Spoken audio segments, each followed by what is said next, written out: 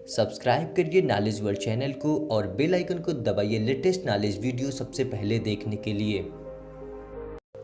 कभी हिंदुस्तान को खूबसूरत वादियों, प्राकृतिक हरियाली और कई प्राचीन इमारतों किलों का देश माना जाता है, लेकिन बंटवारे के बाद हिंदुस्तान की कई खूबसूरत इमारतें और किले पाकिस्तान के हिस्से में चले गए।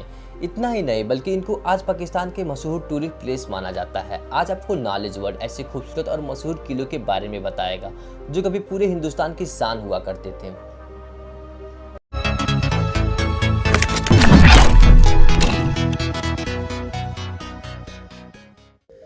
1947 में जब भारत और पाकिस्तान का बंटवारा हुआ तब बहुत सी ऐसी चीज़ें थी जिसे सरहद की लकीरों ने बांट दिया था। आज भी पाकिस्तान में ऐसे बहुत से किले और महल हैं जिन्हें बनवाया तो भारतीय शासकों ने था, लेकिन बंटवारे के बाद वो पाकिस्तान हुकूमत के अधीन चली गई।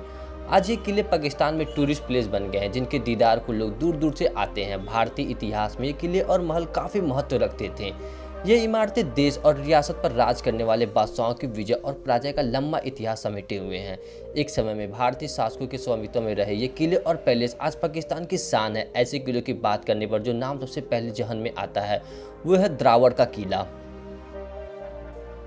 द्रावड़ का किला पाकिस्तान में मौजूद बहावलपुर के डेरा नवाब साहिब से 48 किलोमीटर दूर है। 30 मीटर ऊंची दीवारों के 1500 मीटर घेर वाला ये किला चोलिस्तान रेगिस्तान में दूर से ही दिख जाता है। इस किले का निर्माण जैसलमेर के राजपूत राजा झज्जर भाटी ने बनवाया था। 1733 में बहावलपुर के नवाब ने इस किले पर कब्जा कर लिया था। किले के अंदर ही इन नवाब की मजार भी मौजूद है।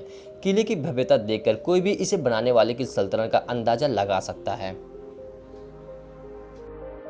रोहतास किले का इतिहास बहुत ही लंबा और रोचक है। हालांकि इस किले का इतिहास बहुत ही अस्पष्ट होने के बावजूद भी इस किले का संबंध सन 7वीं शताब्दी के राजा हरिश्चंद्र के पुत्र रोहितराज से किया जाता है। मध्यकाल के भारत में यह किला पृथ्वीराज चौहान ने जीत लिया था, लेकिन इस किले को तभी सबसे ज़्यादा महत्व मिला जब इस किले का शेरशाह सूरी ने सन 1539 में एक हिंदू राजा से जीत लिया।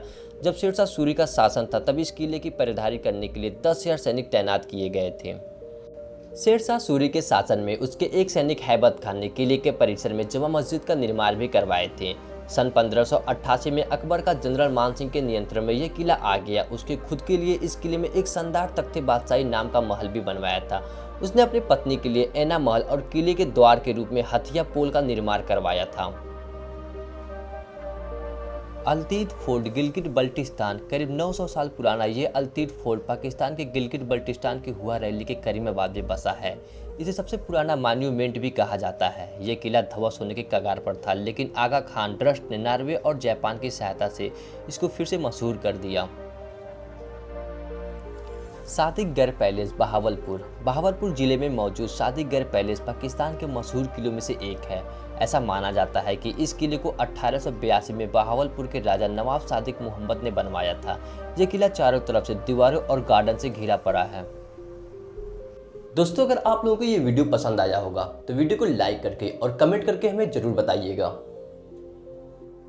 आज के लिए दोस्तों बस इतना ही। आशा करता हूँ आपको ये वीडियो पसंद आया होगा। अगर वीडियो पसंद आया हो तो चैनल को सब्सक्राइब करना ना भूलें। फिर मिलूंगा दोस्तों एक नए वीडियो के साथ। तब तक के लिए नमस्कार और खुदा हाफिज दोस्तों।